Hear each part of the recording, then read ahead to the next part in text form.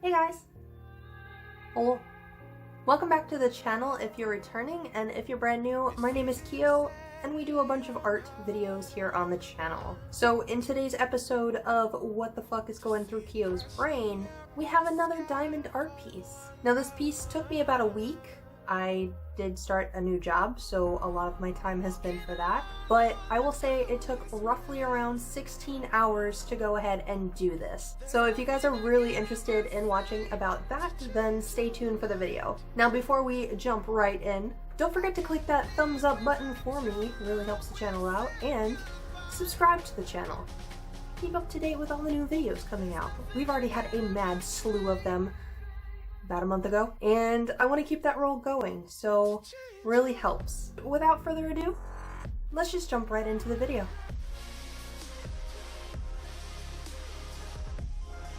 Hello.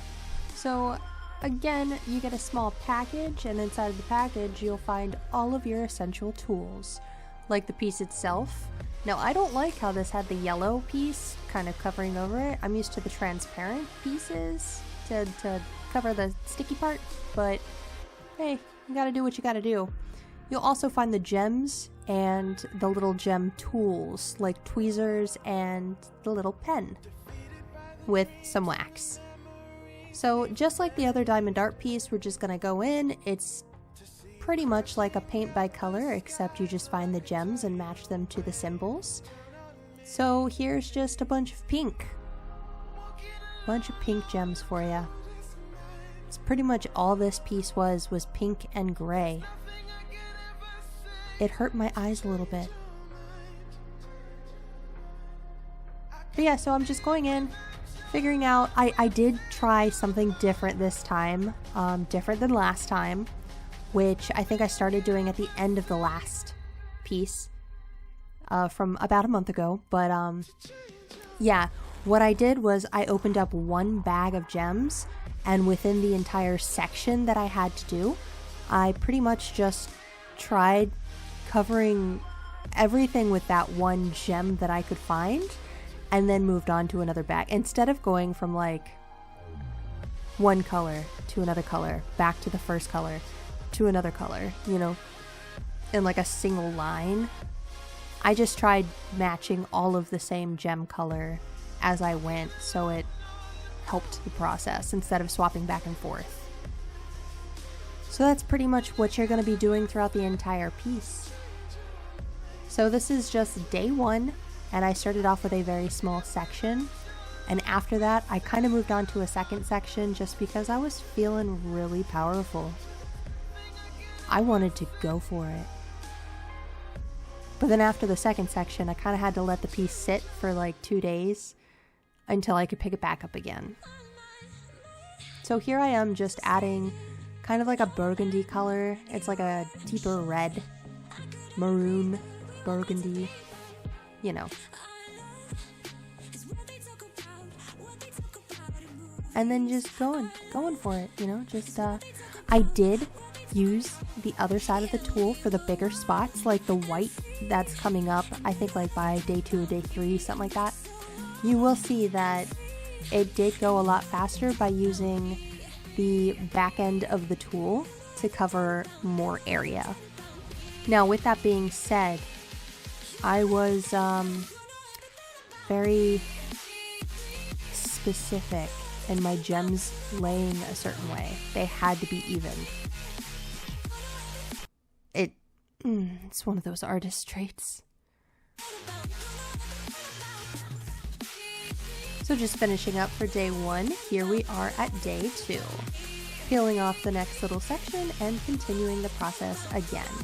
Now for this, I did watch a lot of movies so I could try to get myself into a trance. They've been movies that I've already seen before, so I didn't really have to look up, but I could just have something to keep me, I guess, going in the background.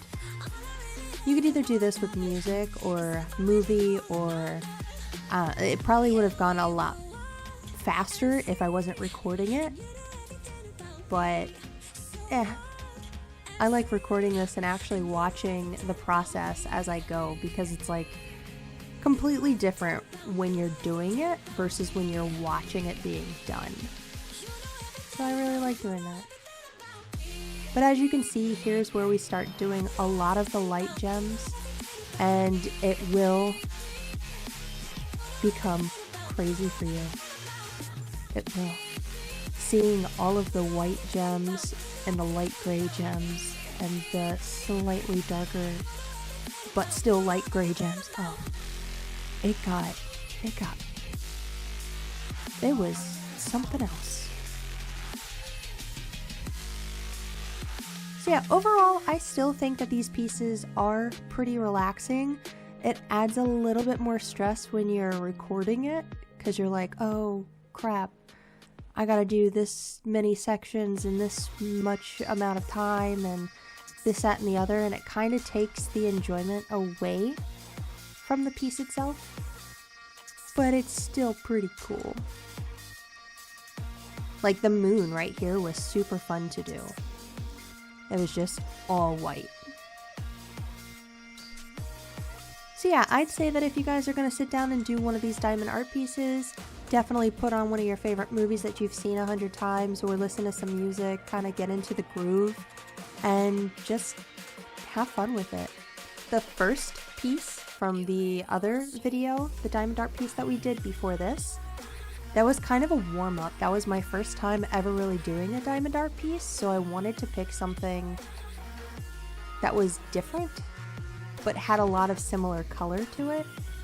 Or I guess bigger spaces with similar color. Whereas this one has a lot of small spaces with different colors. So this was kind of like my intermediate one. Who knows, maybe if you guys want to see it, we'll do an advanced one. I do have one in mind, and I do still want to get it. I just don't know when.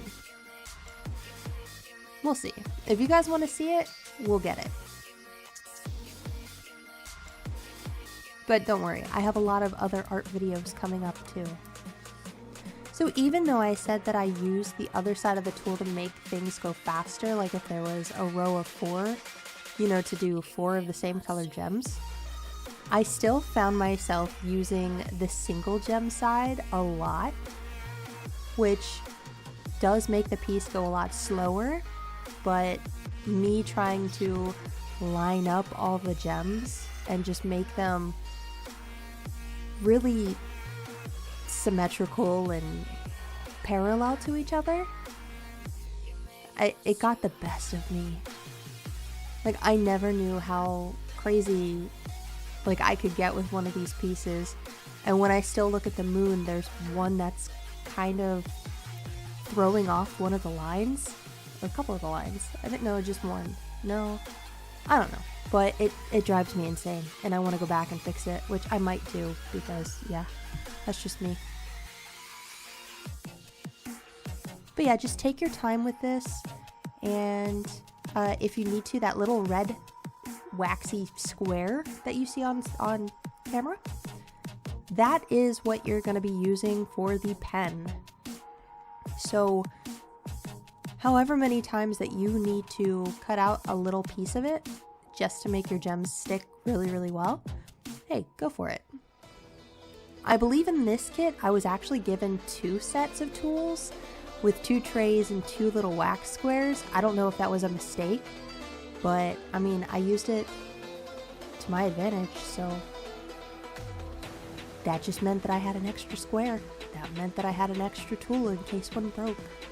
And I had an extra tray to work with. I did end up putting 2 different colors in the trays, and then when I was done with one tray, I would quickly move over to the next one, so I wasn't constantly swapping them out of the bags. It was really helpful for this. I'd say that if you're going to be doing this and you really want to get into it, they do have packs of like the trays and little, I know a lot of people that do them will get the little containers to stick their gems in. So it's up to you, it really is. But this is the end of day 2 and moving on to day 3. the overall shot. Now, I loved doing the tree, the stump, the thick twig branch. Just the contrast between like the darker brown. It was like a darker brown, dark gray, black color. It's really hard to tell what it was. To like all the pink really made it stand out. Really made it pop. Pop. Pop, pop, pop, pop, pop. Yeah, I just loved how it turned out. And currently I have it hanging right behind my monitor, and I have lights on the back of my monitor, so just moving my head, I can just see the glisten of it, and it just, it reminds me of like if there was snowfall, like right there in Japan at Mount Fuji, because of all the glistening, or it's just coated in glitter. I love it. Now this is when the piece really started tying together. Just that last sliver of the piece and just putting the last of the gems in. It just makes it come to life. Like you could have 2/3 done like I did. But that 1/3, that's just begging for gems. It becomes really satisfying when you're actually really close to being done. And my biggest problem with this yellow coated paper was, you know, nothing about the adhesive or anything like that, but it was really hard to cut. Like having the transparent paper is really easy to use an X-Acto knife and mark, you know, which sections that you want to cut. But not being able to see the icons underneath of the sheet made it really hard to see like where you're cutting. And I think sometimes I would cut like halfway in between a line, and it was really frustrating because I was like, oh no, it's gonna dry, or you know, I'm not gonna be able to stick the gem without, you know, peeling back the paper again. But you figure out a way to move past it. It's so pretty. So yeah, if you guys liked what you saw in the video and you want to see another one, definitely leave a comment down in the comment section, and yeah, I'll see what I can do. And don't forget to click that thumbs up button for me, and again, don't forget to subscribe to the channel. If you've made it this far, hey, congrats, I heart you, and I will definitely see you guys in the next video.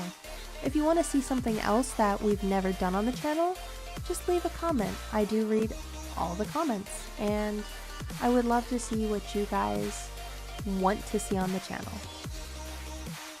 So until the next video, bye guys!